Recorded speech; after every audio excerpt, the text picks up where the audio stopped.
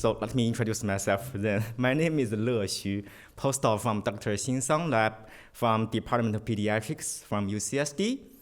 It's my great pleasure and my privilege to be here talking about my recent findings. Today, I will talk about a story about the cellular and molecular mechanisms underlying the cell fate, behavior, and plasticity of two lung barrier tissues.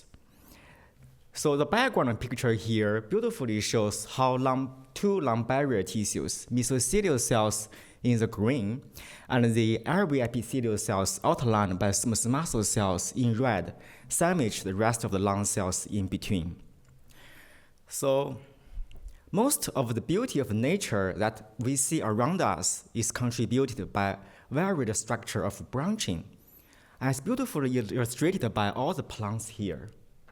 So the work from my Ph.D. thesis demonstrated that a highly conserved epigenetic pathway named RNA-directed DNA methylation is involved in controlling branching morphogenesis of plants. As the most evolved and intelligent species on Earth, our human beings are also created in the language of branching, such as the skeleton system here, central nervous system, cardiovasculature, and lymphatic system. They are beautiful, gorgeous branching systems. So the life on the Earth is kind of trying to persuade us that branching is not only the best architecture as physical support of life, but also the perfect scaffold for executing biological functions of cells and tissues. Among all the branching organs in our body, like kidney and pancreas, I am most fascinated about the lung. So this organ is such a majestic organ, closely couples structural variation with distinct cell types and functions. As the airway branching from the proximal to distal, the epithelial cells on the surface of the airway are composed of distinct stem cells and their progenies. At the large bronchi, we have all kinds of cell types, like basal cell here, triangle basal cell as the stem cell of the major large airway, and the club cell here secrete proteins to moisten the airway. And ciliated cells are the terminally differentiated cells with the cilia beating to clear debris out of our airway. We also have some rare cell types in our lung, such as Hillock cell, PNECs, Tuft cell, and ionocytes. In the small airway, where the basal cells are still maintained in the human lung, they are largely absent in the mouse lung. In addition, leaving only the club cell and ciliated cells in the small airway, where the club cell function as the facultative stem cells. In addition, there is a small round rare cell type named RAS or TRBSC cells, which is recently demonstrated by 3 different groups showing that they are present in the terminally respiratory bronchiole of human, but not mouse. Adjacent to the terminal airway resides alveolar type 1 cell, these thin flat cells, and alveolar type 2 cells, these cuboidal cells. And alveolar type 2 cells are the stem cell to replenish itself and give rise to alveolar type 1 cells here. So how a balanced ratio of progenitor versus progeny cells are established and maintained in the lung are pretty understood. At the very edge of the lung lands a single layer of thin flat cells named mesothelial cells that cover the entire organ. Since mesothelium is only composed of single one cell type, people think that mesothelium is nothing but a quiescent capsule protecting the lung from explosion. My work will present today may change this paradigm. So the past 5 years as postdoc, I focused on how lung maintains and restores these barrier tissues in these 2 major projects. The first project is a hypothesis-driven project in which we study the role of mitochondria in airway progenitor versus progeny cell balancing during lung development, adult homeostasis, and injury repair after influenza viral infection. My second project is pure data-driven, in which we performed a single-cell multimodal analysis of lung regeneration after pneumonectomy, which is a surgical model to induce lung regeneration. And we do find that the mesothelial cells can be highly plastic and differentiate into fibroblasts during lung regeneration. So let's begin with my first story. So why mitochondria? Similar as the function of lung in our body, mitochondria is mainly considered as a respiratory machine in the cell that converts oxygen into ATP. This semi-autonomous organelle has its own transcription and translation machinery, and is closely associated with the nucleus, which is shown by this beautiful metal tracker staining here. Aside from its canonical role as the powerhouse of the cell, recent studies demonstrated that mitochondria play additional roles in the cell, such as metabolic substrate production, growth balancing, calcium homeostasis, innate immunity, epigenetic regulation, and apoptosis. So it is no wonder that mitochondrial-related defects has been implicated in many lung diseases, such as COPD, idiopathic pulmonary fibrosis, asthma, cystic fibrosis, and lung cancer. However, the role of mitochondria in normal lung development and its turnover, and the downstream molecules that lead into this disease setting is pretty understood. A couple of recent studies demonstrated that mitochondrial-related functions, such as calcium homeostasis and the electron transport chain complex, or ETC complex integrity, play essential roles during the alveolar type 2 cell to alveolar type 1 cell differentiation. Since all of these studies use alveolar type 2 cell-specific genetic tools to manipulate mitochondrial function, it is still unknown in a complex tissue which cell type and cell behavior is more vulnerable to mitochondrial perturbation. As I mentioned earlier, our lung epithelium is composed of diverse cell types with distinct chemical and physical properties. So this barrier tissue provides us a rich setting to test the role of mitochondria in a context-dependent manner. The genetic handle we use as an entry point is a gene named LAMP1, which encodes an ATP-dependent protease specifically localized in the mitochondrial matrix. LAMP1 maintains mitochondrial protein quality control or proteostasis by degrading damaged, misfolded, or unfolded proteins. LAMP1 also maintains ETC complex homeostasis, mitochondrial DNA homeostasis, and the Ross level balancing. Additionally, this gene is ubiquitously expressed in the lung. All of these features allow us to use LAMP1 as a faithful genetic model to interrogate the role of mitochondria in the lung. In addition, LAMP1 genetic variants are found associated with rare infant disease named congenital diaphragmatic hernia, short for CDH. As many of you may know, in CDH babies, the diaphragm is underdeveloped and not fully closed, leaving a hole there, allowing abdominal organs such as liver and the intestine penetrate into the chest cavity, which leading to the hypoplasia of heart and lung. Our collaborative study with Dr. Wendy Chang from Boston Children's Hospital demonstrated that LAMP1 is among the top of mutated genes that are repeatedly found mutated in the CDH babies. And the CDH babies with LAMP1 mutation tend to have a higher rate of mortality. By a Cray-Loxp system, we conditionally knock out LAMP1 at the early developmental stage of mouse lung. We found that in the LAMP1 mutant, this mutant lung become drastically hypoplasia with the formation of cystic sacs. All the mutant pups die right after birth, because short of breath. This strong lung phenotype may explain why CDH babies with LUMP1 mutation have higher rate of mortality. Fortunately, we found that LUMP1 mutant maintains relatively normal structure of proximal airways, including the trachea and proximal bronchi. This gave us an opportunity to study the role of LUMP1 in the airway epithelial cells in these airways.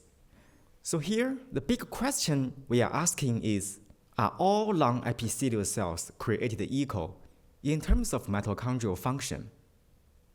To address this question, we conditionally knock out LUMP1 in 3 different settings and test their outcome.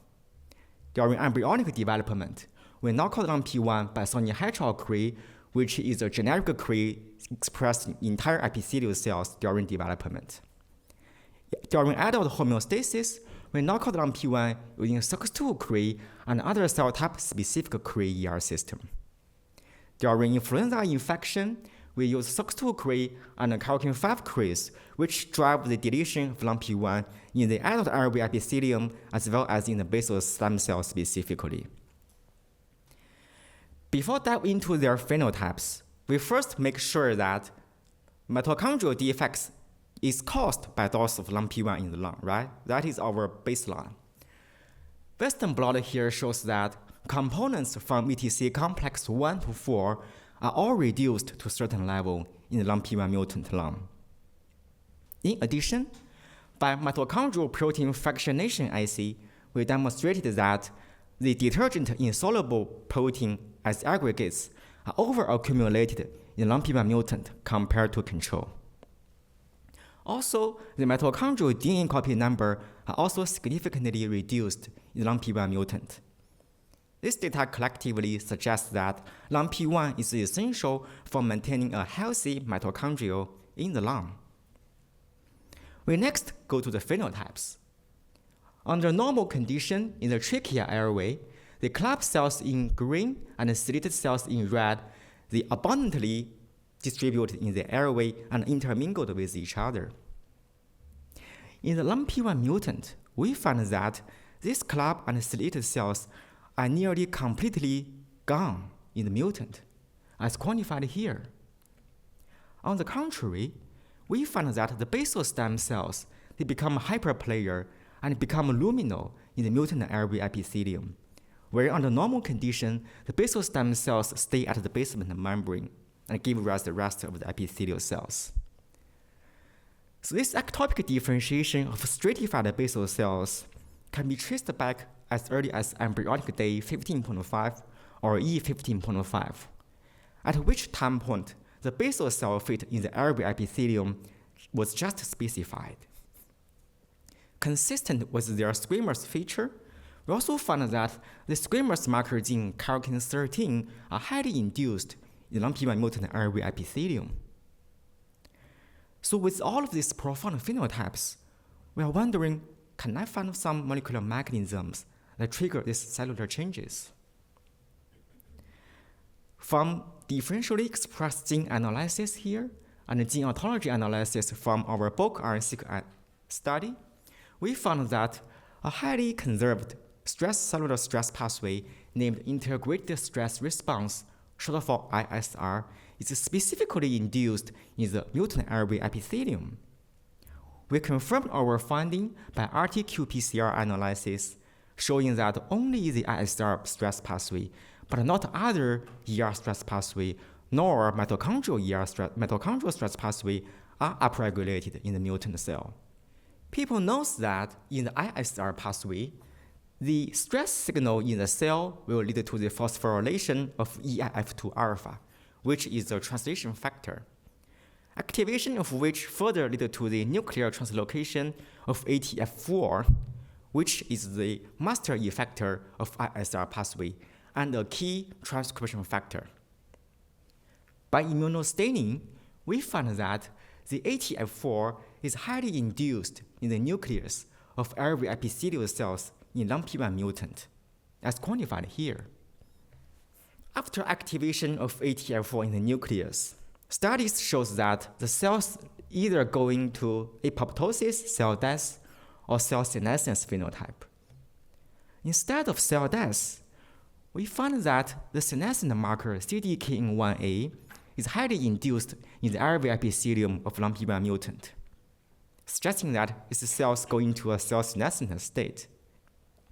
As a result, the proliferative capability of airway progenitor cells indicated by the EDU incorporation in the airway epithelium should also significantly reduced in the LAMP1 mutant, as quantified here.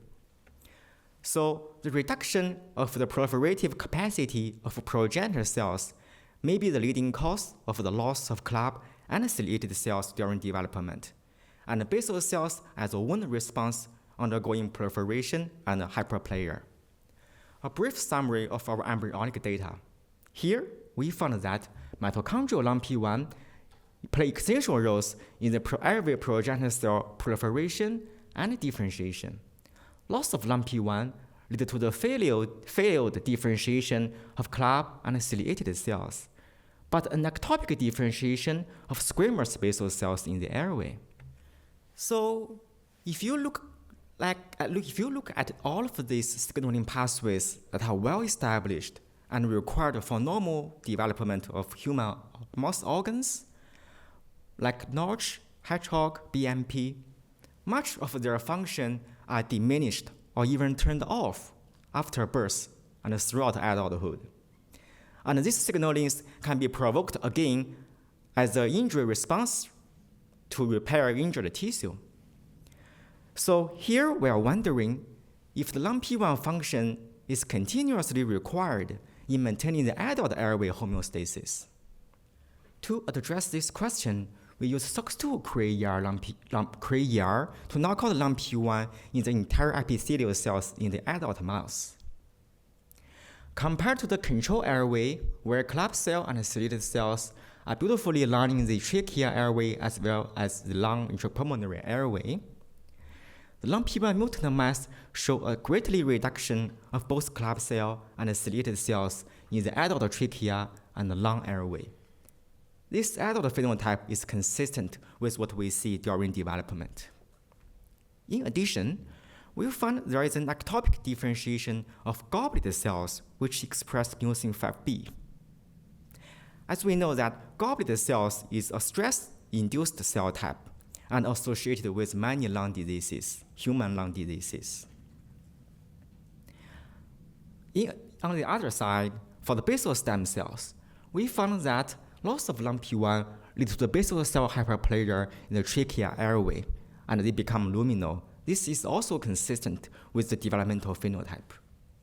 Unexpectedly, we found that there are multiple basal cell clusters that are shown squamous in the intrapulmonary airway of LAMP1 mutant, where, as I introduced before, under normal mouse lung, basal cells are largely absent.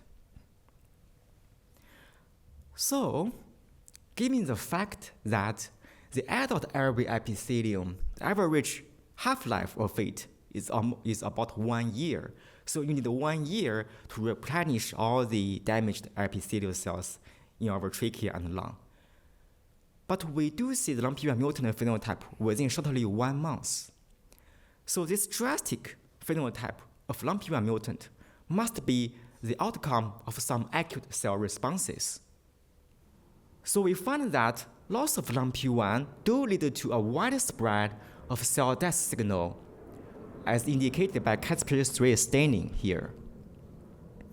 Co-staining with this death factor with other cell type specific genes demonstrated that the over 95% of the dying cells are actually ciliated cells, the terminally differentiated ciliated cells. So here, an immediate question will be, can loss of ciliated cells alone lead to the changes of the rest of the epithelial cell that further lead to the airway remodeling?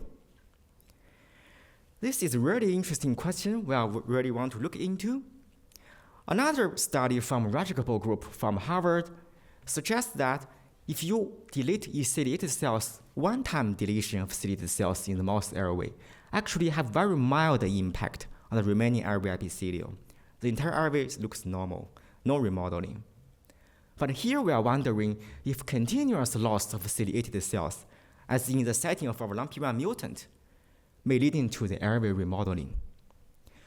To answer this question, we use FOXJ1 CRE-ER, specifically knock out LAMP1 in ciliated cells, and we continuously expose this mutant mice to tamoxifen administration for over 2 months. We found that both the club cell and the ciliated cells have a progressively reduction in the mutant mass under tamoxifen injection, as quantified here. In addition, for the basal stem cells, we also see that continuously loss of ciliated cells can lead to the basal cell hyperplasia, which is shown in the trachea as well as in the lung airway, similar to the phenotype of SOX2 CRE-ER LAMP1. So here, we confirmed that continuous loss of ciliated cells can be a leading trigger of airway remodeling. But what's the molecular mechanisms underlying this death phenotype? Why only ciliated cells undergoing cell death? To answer this question, we performed a single-cell RNA-seq from sorted epithelial cells of control and a SOX2 CRE-ER LAMP1 mutant.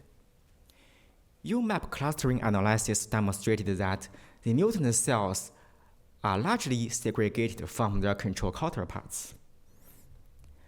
Pathway enrichment analysis demonstrated that the ISR pathway score is highly enriched in these mutant cells compared to the control cells, as further illustrated by the expression patterns of ISR marker genes ATF4 and TRIB3 here. So it seems like the ATF4 RNA is globally expressed in the entire mutant airway epithelium. However, when we examine their protein products by immunostaining, we find that ATF4 protein can be only detected in the nucleus of ciliated cells. This is consistent with their cell death phenotype, only in the ciliated cells. So, as I said before, after activation of ATF4, people know that it may lead to either cell death or cell senescence. So here, we are wondering if the activation of ISR in the ciliated cells is the leading trigger of their cell death phenotype. To test this hypothesis in a genetic way, we introduced ATF4 flux allele into the LAMP1 mutant background and generated LAMP1 ATF4 compound mutant. We found that compared to the LAMP1 single mutant, the ciliated cell death phenotype is largely rescued in the LAMP1 ATF4 double mutant airway. As a result, the loss of club and ciliated cells are also rescued in the double mutant airway. In addition to the basal cell hyperplasia, they become further regressed to the basement membrane, similar as their control mice. These phenotypes are quantified here. So now we use genetic model to confirm that activation of ISR is the leading cause of ciliated cell death. But still, it is mysterious for us that why are only ciliated cells more vulnerable to ISR-induced apoptosis and the ISR stress pathway? Why not basal cells? Why not the club cell? Only ciliated cell? So this question bothered us a long time until we found a very specific death factor from BCL2 family named BOC. It is expressed very specific in ciliated cell population. We confirmed our finding by the RNA scope analysis here. So here we hypothesized that the cell intrinsic expression of death factor in ciliated cells prime these cells to apoptotic responses. To test our hypothesis, we generated the LAMP1 BOC compound mutant. We found that the ciliated cell death phenotype are largely rescued in the LAMP1 BOC double mutant, in addition to the airway cell phenotypes. Interestingly, we found that the ISR activation indicated by the ATF4 nuclear staining are also well rescued in LUMP1 BOC double mutant. This data suggests that BOC is not only required for seeded cell death, but also it is required for ISR activation in these seeded cells, which is its cell death independent role. So here, a brief summary about our adult homeostasis data. We found that mitochondrial LUMP1 is required for maintaining seeded cell survival during adult homeostasis through repressing ISR activation. Loss of seeded cells alone can be a leading trigger for substantial airway remodeling, including the basal cell hyperplasia and the ectopic differentiation of goblet cells. As I mentioned earlier, some developmental pathways can be reutilized to repair injured tissue. Recent studies from influenza infection in the mouse, also COVID-19 infection in the mouse, in the human lung as well, demonstrated that the basal stem cells can be activated by viral infection, and they largely expand in the airway epithelium, and they can further migrate out into damaged alveoli to form a specialized structure called the calcium 5 positive pods. These pods cells can function as a tissue glue to seal the broken air-blood barrier caused by viral infection. So here, we are curious about if the LUMP1 ISR axis we identified before play a role in this interesting injury repair response. To address this question, we performed mouse-adapted influenza infection to the SOX2 CREA LUMP1 and control mice, and traced the basal stem cells by TD tomato as lineage marker. In this control lung after influenza infection, you may appreciate that the basal cells in green are highly expanded in the airway, and they further migrate out into the damaged alveoli, where previously they are absent there, and clustered there from the post cells. However, in our SOX2 CREA LUMP1, we found that these basal cells become stored in the airway. They never migrate out in the damaged alveoli, even though the damage area or the severity of damage is similar between control and mutant. Analysis of these stored basal cells here demonstrated that these stored basal cells actually turn on the expression of ATF4 in their nucleus, which suggests ISR pathway is induced in these stored basal cells. As a result, these cells also become senescent as the staining of CDKN1A here. So we hypothesized that the activation of ISR in these basal cells prevents them from migration in response to viral infection. To test this hypothesis, we applied viral infection to the LUMP1 ATF4 compound mutant. In this double mutant, we found that the stored basal cells in LUMP1 single mutant regained their migratory capacity after viral infection in this double mutant, suggesting that the ISR activation in basal cells actually is the leading cause of their residence in the airways. So here, we've additionally found that mitochondrial LUMP1 is required for the basal cell migration after influenza infection through repressing the cell stress pathway ISR.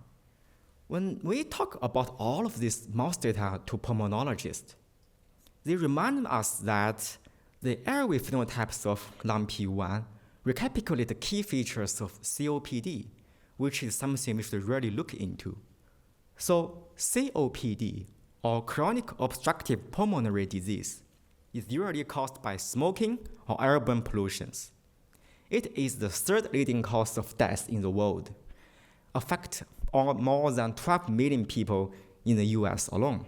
In COPD airway, the pseudo-stratified airway epithelium are progressively replaced by squamous cells and lost their function. Considering that the airway phenotypes of LUMP1 deficient airway share very similar features as COPD patient airway, such as they all bear squamous epithelium, and they all have reduction of club and ciliated cells, and the basal cell and goblet cells become hyperplasia in both settings. We are wondering if LUMP1 expression is altered in the COPD pathogenesis? The short answer is yes. Use immunostaining, we detect LAMP1 protein in the healthy control human lung airway as well as in the lung samples from COPD patient.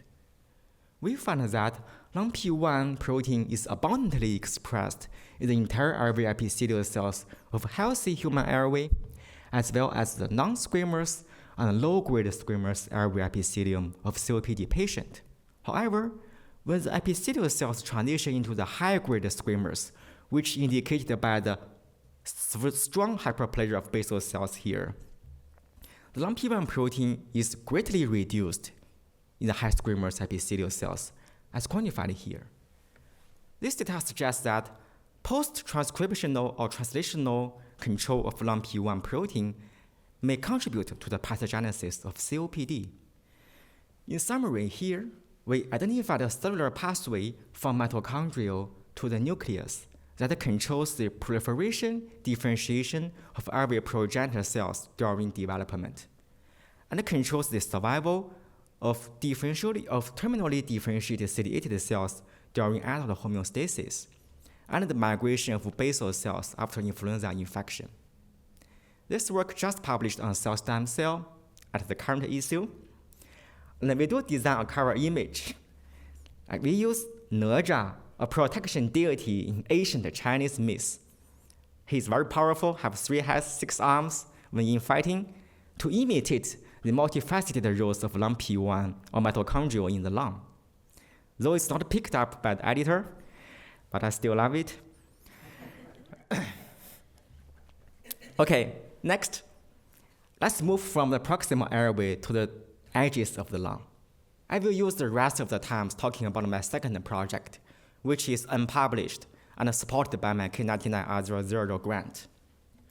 So how do we know our adult lung have the potential to regenerate? In 1995, a 33-year-old woman underwent right-side pneumonectomy for the treatment of lung adenocarcinoma. As this X-ray shows that the entire right lobes are removed, leaving only the left lung lobe on duty. Follow-up studies by CT scan of the remaining left lung in subsequent 15 years demonstrated that both the lung volume and tissue intensity are progressively increased. This work is the first ever evidence showing that our adult human lung has the potential to regenerate. This pneumonectomy surgery model has been successfully adapted to the mouse. So basically, you open the mouse chest cavity, remove the mouse left lung lobe, only one lobe in the left, suture it, close the chest cavity. And the remaining right lobes of the mouse lung will undergo compensatory regrowth. Especially the accessory lobes in red have the most volume expansion. Recent studies using this model demonstrated that multiple cellular events take place after pneumonectomy that contribute to lung regeneration, including alveolar type 2 proliferation, which is the stem cell in the alveoli, angiogenesis, immune cell infiltration, and the differentiation of myofibroblast, which is a specialized fibroblast in the lung that promote lung regeneration by re-alveolization and reseptation. To gain a comprehensive view of all the cell changes during lung regeneration, we performed a single-cell RNA-seq study from the accessory lobes at day 7 post-pneumonectomy, at which time point the lung regeneration is at the peak. Consistent with previous findings, in our single-cell data after pneumonectomy, we found that 82 cells become proliferating here, as well as the appearance of the myofibroblast here. We call it regenerative myofibroblast. Unexpectedly, we found there is a huge expansion of mesothelial cell population in our data sets. Our first guesses are the artifacts. We go back to our lung sample and have a closer look. After pneumonectomy, we found that the single layer of mesothelial cells become thickened and are composed of 4 to 5 cell layers instead, as quantified here. So we are confirming that these cells is real actually, and they may have some biological functions there. So we are so excited about this new cell population and study their biological function. Subclustering of these expanding mesothelial cells revealed that these cells are not homogeneous. They are composed of at least 5 subpopulations. We name them canonical mesothelial cells, which are also present in the control lung, and the primary mesothelial cells, and activated mesothelial cell type 1, and activated mesothelial cell type 2 cells. Also, there is a small population of mesothelial cells that are proliferating. This cell annotation is supported by our following marker gene analysis. Basically, we found that WT1, which is a mesothelial lineage marker, is ubiquitously expressed in all the mesothelial cell lineage. However, the mesothelium and UPK3B, which is the hallmark of canonical and original mesothelial cells, they only expressed in the canonical, of course, as well as the primary mesothelial cells with lower level. On the contrary, the EMT, epithelial-to-mesenchymal transition marker CDH2, began its expression in the primary mesothelial cells and beyond. The activated mesothelial type 1 and type 2 cells are characterized by expressing tons of secreted molecules, such as insulin growth factor 1. They are more enriched in the type 1 mesothelial cells, and different kinds of chemokines, CCL2, 7, 24, 6CL1, 2, 5. They all enriched in the activated type 2 mesothelial cells here. Because the activated type 1 and type 2 cells, they completely lost the signature of mesothelial cell and gained some expression patterns of fibrotic genes. We name them subpleural fibroblasts. Then we visualize these cells in vivo by using WT1 CRE combined with TD tomato as a lineage marker.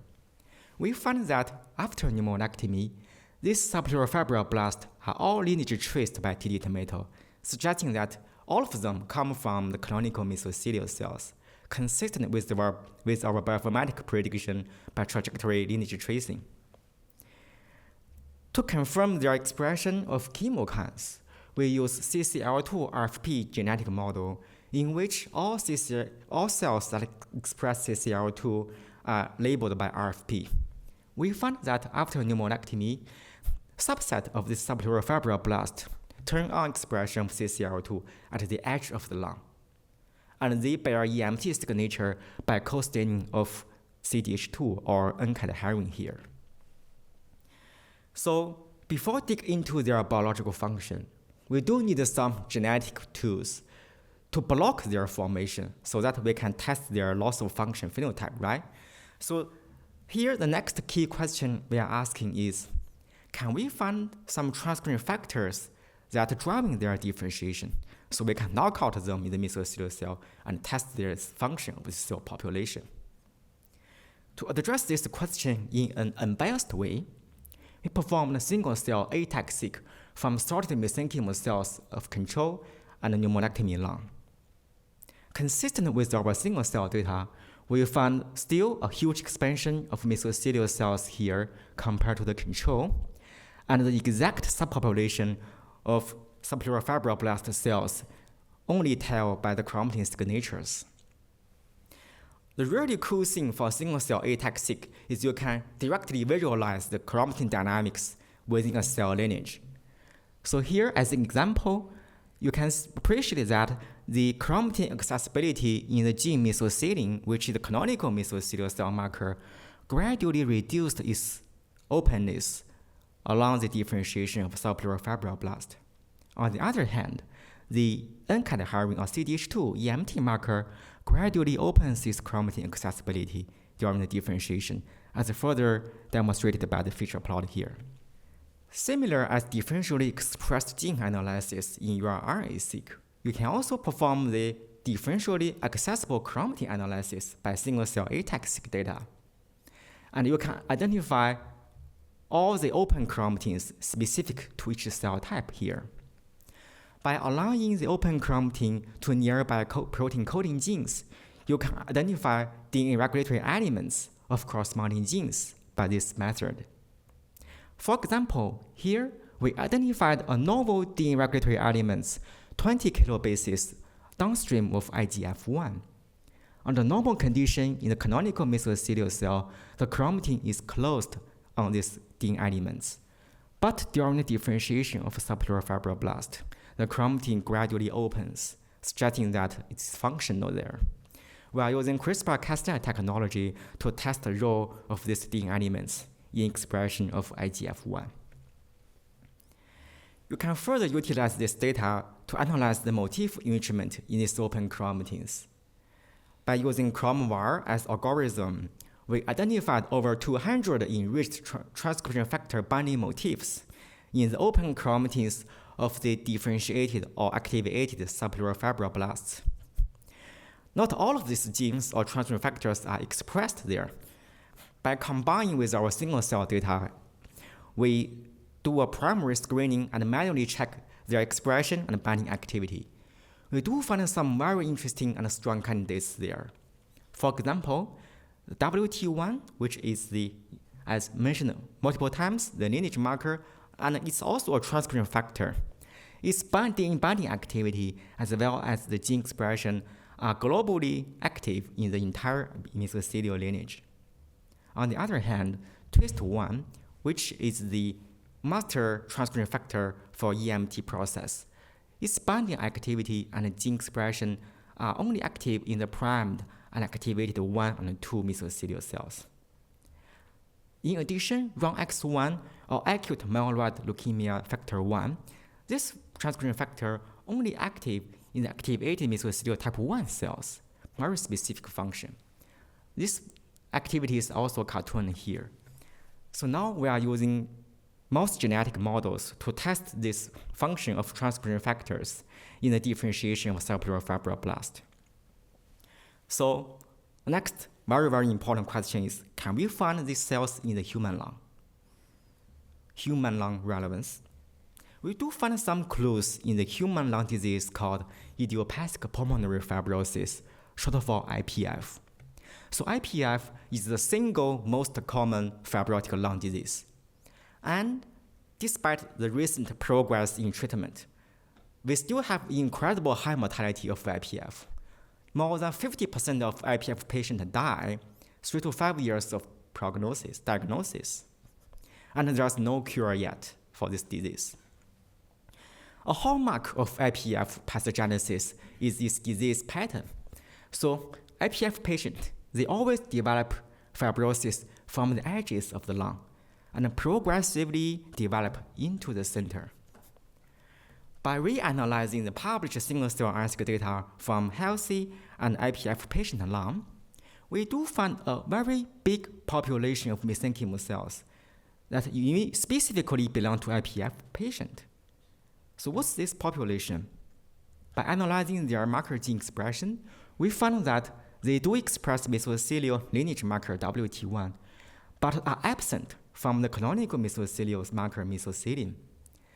In addition, they bear EMT signature by express TWIST1, and also they tend to express several kinds of secreted molecules, cytokines, such as IGF-1, 6CL1, and 6CL2. Basically, this population of cells recapitulate molecular features of subpleural fibroblast that we see in the mouse lung after pneumonectomy. We also realize these cells in vivo in human samples. Under normal condition, the human epithelial cell, mesothelial cells are single layer, very clean, covering the lung organ. However, what we see from IPF patient is these mesothelial cells become expanded, thickened, and remodeled after in the disease setting. So we're so excited about this discovery, and we hypothesize that under physiological normal condition, this subpleural fibroblast, which derived from mesothelial cells, may contribute to lung regeneration. However, under pathological condition, these cells can be maladapted and contribute to IgA fibrosis.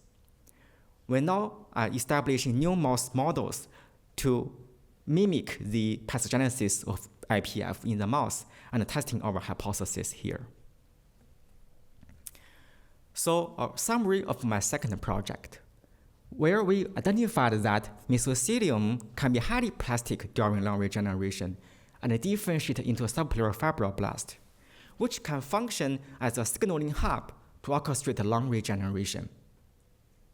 Future study of my lab will focus on the immediate function of these new cell types I identified, including the role of this subpleural fibroblast in the immune cell infill recruitment during lung regeneration, and their role of these cells in promoting myofibroblast differentiation for the re-alveolization or reseptation during lung regeneration to generate new alveoli for gas exchange. In the third, I will also use the new mouse model we generated to study the role of these cells in the pathogenesis of IPF. In the long run, the ultimate goal of my lab is to unleash the full power of lung regeneration by putting the lung regenerative process in different physiological or pathological perturbations. For example, aside from adult lung regeneration, we will study the lung regeneration in neonatal lung versus aged lung.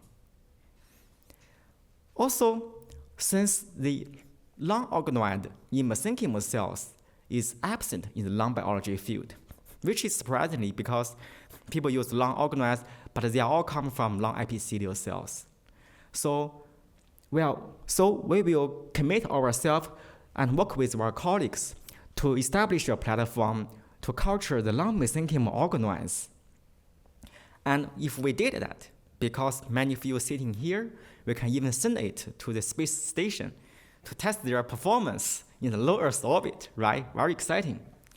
In the end, I will utilize all the knowledge I gained to promote mesenchymal stem cell-based therapy to try to cure many lung diseases like IPF. So in the end, I will close my presentation by giving my sincere thanks to my advisor, Dr. Xin Sang, who is the real son in California, always giving me support and guidance. I will also give my thanks to my three amazing co-mentors of my K99R00 grant, Dr. Zia Brock, who always encouraged me to think out of the box and dream high, Laura Alexander, who is an amazing immunologist, teaching me all things about immune cells, and Dr. Kyle Gorton, who is a master of bioinformatics. All the human lung tissues come from our amazing UCSD lung tissue bank. And also Dr. Wendy Chang from Boston Children's Hospital and Dr. Yu Fengshen from Columbia University. My work was supported by my K99R00 grant Pathway to Independence from NHLBI, and also my postdoc fellowship from American Heart Association, and also the National Consortium LungMap and HubMap. I believe that never doubt that a small group of thoughtful, committed citizens can change the world. Indeed, it is the only thing that ever has. Thank you very much. I'm happy to take any question. Thanks for a great talk this morning. I have lots of questions, so I'll try to keep it to a couple to start. First is are the susceptibility of different cell types in the lung to ISR activation and to LON-P deletion, does it have to do with differences in sort of baseline mitochondrial abundance or mitochondrial activity within those cell types? Yes, thank you. This is a really, really good question. The short answer is yes. I have some data I didn't show here, but basically we also look for mitochondrial abundance in each cell type by immunostaining of ATP5A1, which is a complex 5-OTC complex, a marker for mitochondrial. And we do find a trend that there are more mitochondrial in ciliated cells compared to club or basal cells. And that is reasonable because, ciliated cells, cilia beating, that is a kind of a high energy demanding activity, right? So that's true. And then one other quick one, and I'll ask the rest later, is just, do you know which EIF2 alpha kinase is involved in ISR activation in this context? Yeah, that's also a really good question. So we look at this, and actually turns out PERK is the upstream phosphokinase for EF2 alpha in our setting. We have some staining data there. No. So that's very specific ISR activation in LAMP1 mutant. Yeah. Yeah, fantastic talk. I thought that the IPF data were very compelling. And I wondered about the hedgehog signaling pathway, as you talked about, but also the role of BOC and BH3 mimetics. There are hedgehog inhibitors, there are BH3 mimetics. What would be your thoughts about the use of either or one of, the two in combination in the setting of idiopathic pulmonary fibrosis? Yeah, thank you for this question. So our current data, I think we don't have any conclusion about if the sodium hedgehog pathway play a role in the idiopathic pulmonary fibrosis. That is something we are going to look at in our single cell data and our newly established aging fibrosis mouse model and test, using the pharmacological approach, whether the sodium hedgehog form. Actually, the sodium hedgehog pathway, the ligand do come from epithelial cells, and they targeting the mesenchymal cells, and there is a feedback regulation for FGF signaling, feedback regulation. So I think this is a really good idea, and that's something we should really look into. It's in clinical trials. So there's another question I had, and that's about ApoBec. So when you have particulate matter in the air, that can activate these mutagenic enzymes called ApoBecs. This was a series of Nature papers that came out in the last couple of years. It's human specific though, and you did have some lung data on, where you see IPF that can be an antecedent condition for lung cancer. Have you looked at C/T mutagenesis? Do you have access to whole genome sequencing where you could look in those IPF patient samples? Yeah, this is fantastic question. We don't look at this mutation, this gene, but for sure, because we have close collaboration with the Tissue Bank UCSD, and also we are involved in the lung map, which we map all the DNA mutations, RNA, like single cell, all single cell stuff using our collective tissue. So this is a national consortium project, and I think that's something we definitely have to look into. Thank you. Beautiful talk. Thank you so much. You started your talk with the idea, at least, of branching, which I find to be very intriguing. And to kind of connect it to the end of your talk, how do you think the stromal compartment, or even kind of those mesothelial cells, can contribute to those branching phenotype, even from a mechanical point of view? Maybe what are your thoughts around that? Yeah, thank you. Thank you for this. I like this question. So basically, the barrier tissue is caused by branching, actually. If you don't branching, they have barrier tissue. And there are some good study during development. Basically, during development, in the mouse lung, the mesothelial cells actually stay very close with the branching point tip of the lung bud. And it secretes FGF7 to the lung bud tissue and promote lung growth during development.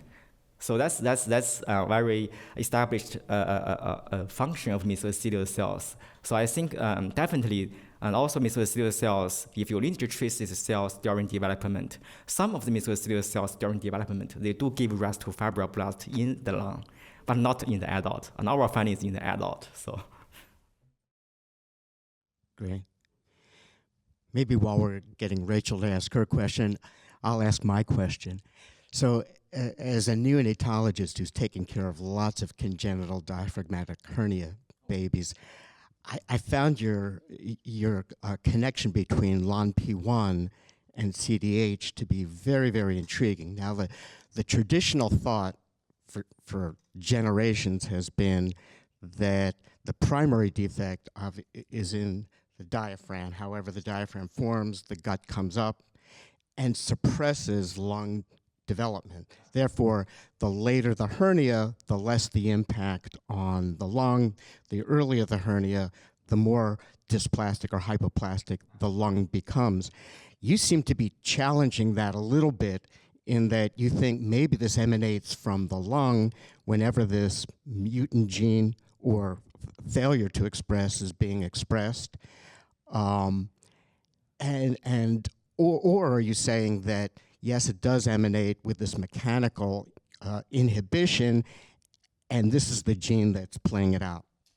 Yeah, I thank you, Dr. Snyder, and you hit the head of the nail. So for the CDH phenotype, aside from we knock out LAMP1 in the lung, we actually use PAX3 query to knock out LAMP1 in the diaphragm, in the smooth muscle cell diaphragm. And we do see there are defects in the diaphragm.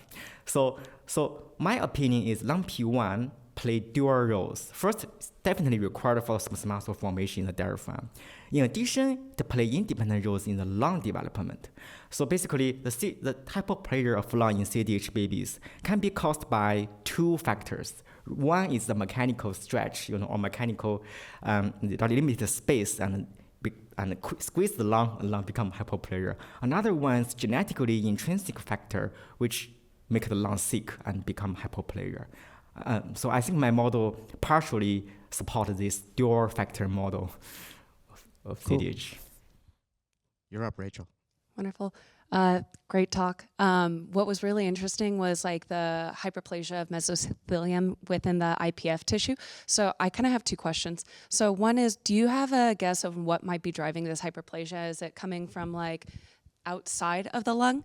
And then my second question had to do with the IPF model. Do you think that this would be something specific for humans, or do you think you can recapitulate this in a mouse model? Thank you, Rachel.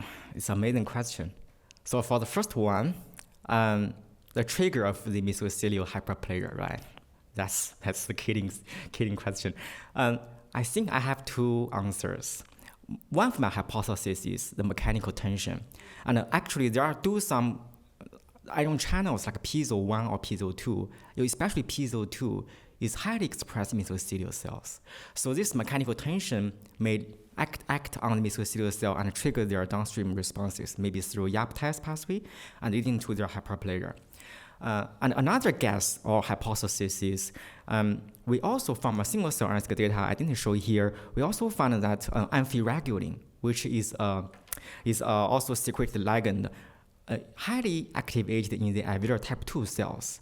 And its receptor is in mesothelial cells. So there is maybe a crosstalk between alveolar type 2 cell with the mesothelial cell that activate mesothelial cells and trigger their expansion.